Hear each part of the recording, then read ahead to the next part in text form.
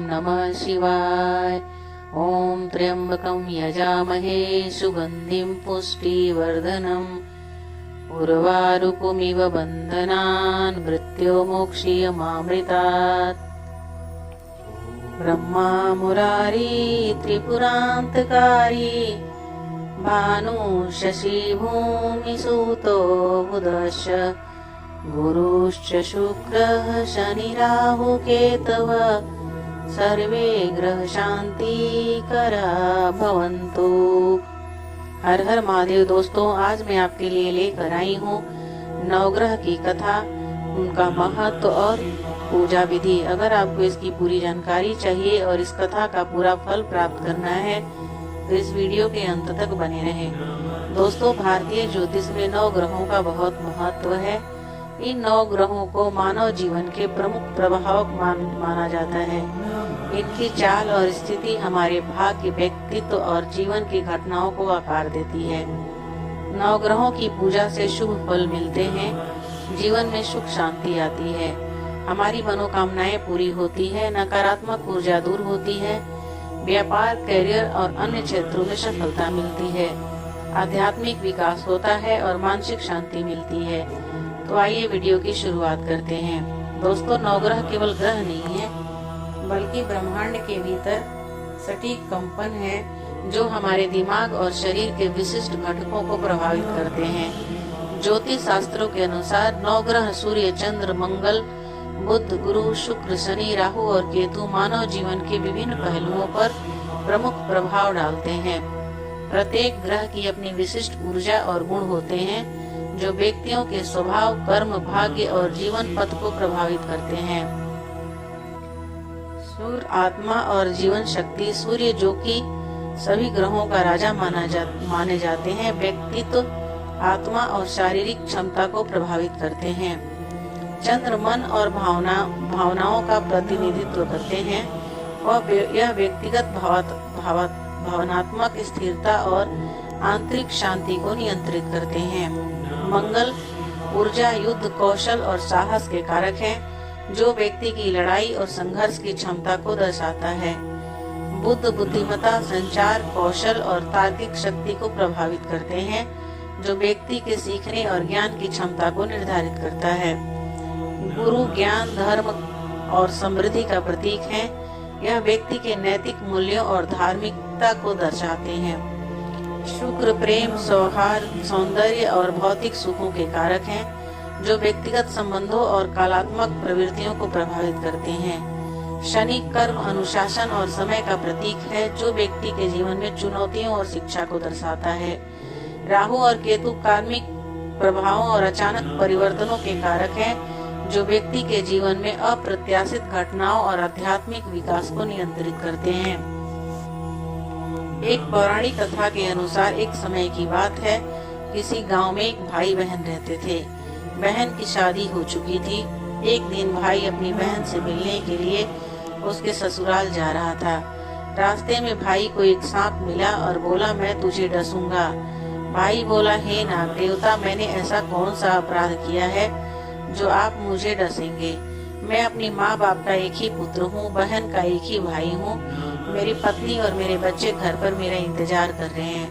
आप मुझे क्यों डसना चाहते हैं? तब सर्प बोला, तुम्हारे 9 ग्रह की दशा लगी है, इसलिए मैं तुम्हें डस लूंगा। जब सांप किसी भी तरह राजी नहीं हुआ तो वह बोला, ठीक है, मैं अपनी बहन के घर से उससे मिलने जा रहा हूँ। जब मैं वापस आऊंगा तब मुझे डस लेना। सांप बोला, क्या पता तुम वापस आते समय इस रास्ते से आओ या न आओ, तो मैं अभी तुम्हें डसूंगा। तब वह बोला, ठीक है, तुम ऐसा करो, मेरे इस थैले में बैठ जाओ। जब मैं अपनी बहन से मिलकर वापस आऊंगा तब मुझे डस लेना। सांप ने उनकी बात मान ली और थैले में बैठ गया। उसने ऊपर से बेलपत्र ढक दिए और अपनी बहन के घर पहुंचा। बहन उस समय 9 ग्रह की कहानी कह रही थी। उसके भाई को आया हुआ देख कहा, भाई बैठो, मैं पहले 9 ग्रह की कहानी कह लूं, तुम बैठो और मेरी कहानी सुनो। बहन ने कहानी कही, भाई ने कहानी सुनी। जीवों की, जानवर की, हाथी के, घोड़े की, कुत्ते की, बिल्ली की, भाई की, बहन की, घर के धनी की, बेटी जवाई की, देवरानी जेठानी की, सास ससुर की, संग की, सहेली की, सबके गृह शांत हो जाए। गृह चले 8 पग, आदमी चले 4 पग, सांप बिच्छू भंवर सब आग में जले। ऐसे भाई को कहानी सुना वो खड़ी हुई और भाई के पास रखे थैले को देखकर बोली, भाई थैले में क्या लाया है?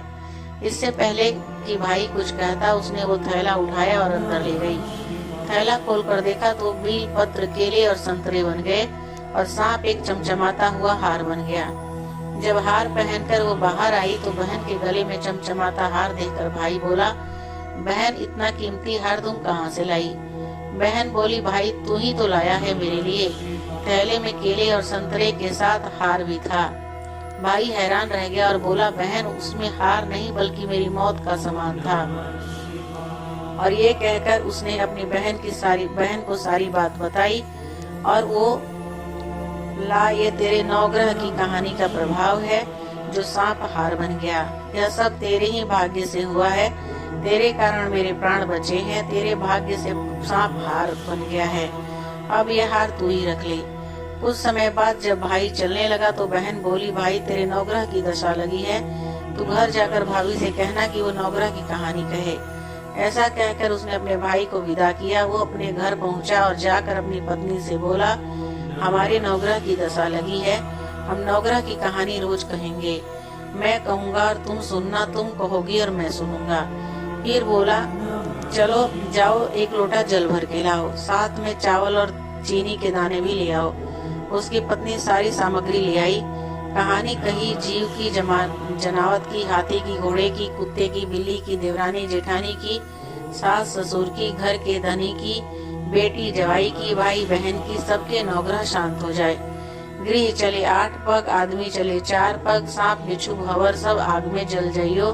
नवग्रह को नमस्कार। जैसे नवग्रह की दशा भाई की उतरी वैसे ही इस कहानी को कहते, सुनते और हुंकारा भरते सब पर नवग्रह की। दोस्तों, मान्यता है कि व्यक्ति के जीवन पर नवग्रहों का प्रभाव बहुत अधिक पड़ता है।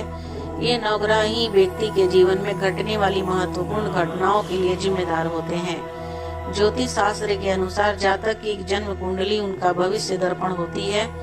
जन्म कुंडली से अंदाजा लगाया जा सकता है कि किसी जातक का जीवन कैसे बीतेगा। कोई भी शुभ या मांगलिक कार्य हो, सब में नवग्रह की पूजा की जाती है। मान्यता है कि नवग्रहों की पूजा करने से जातक को सभी ग्रहों का आशीर्वाद मिलता है, जिससे जीवन में सुख, समृद्धि और सफलता मिलती है। हिंदू धर्म में नवग्रह को पूजनीय माना जाता है और उनकी पूजा की जाती है। नवग्रहों की चाल व्यक्ति के जीवन पर अपना खास प्रभाव डालती है।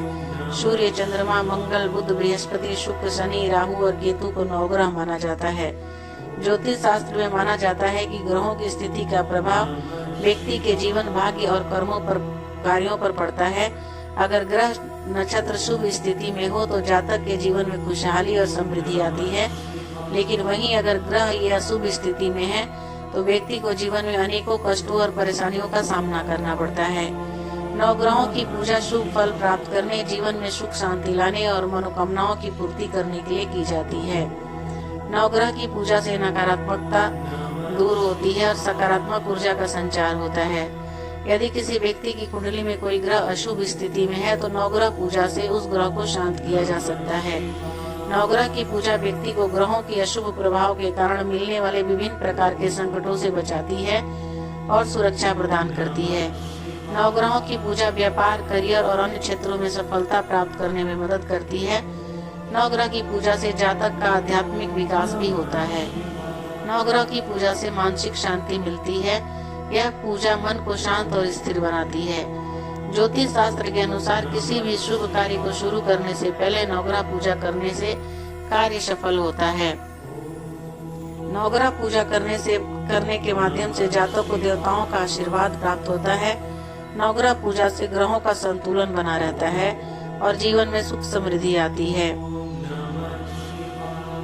यदि ग्रह अशुभ स्थिति में हो तो उनकी पूजा से वे शुभ स्थिति में आ जाते हैं। नवग्रह की पूजा से बाधाओं का निवारण होता है। यदि किसी कार्य में बाधाएं आ रही है तो माना जाता है कि नवग्रह की पूजा से वे बाधाएं दूर हो सकती हैं। तो दोस्तों, नवग्रह की कथा, उसकी पूजा विधि और महत्व आपको कैसे लगा मुझे कमेंट करके जरूर बताइएगा। अगर आप मेरे चैनल पे नए हैं और अभी तक सब्सक्राइब नहीं किया है तो मेरे चैनल को जरूर सब्सक्राइब कर लीजिए, ताकि मैं जब भी कोई वीडियो डालूं आपके पास नोटिफिकेशन आए और आप मेरी वीडियो को देख पाए।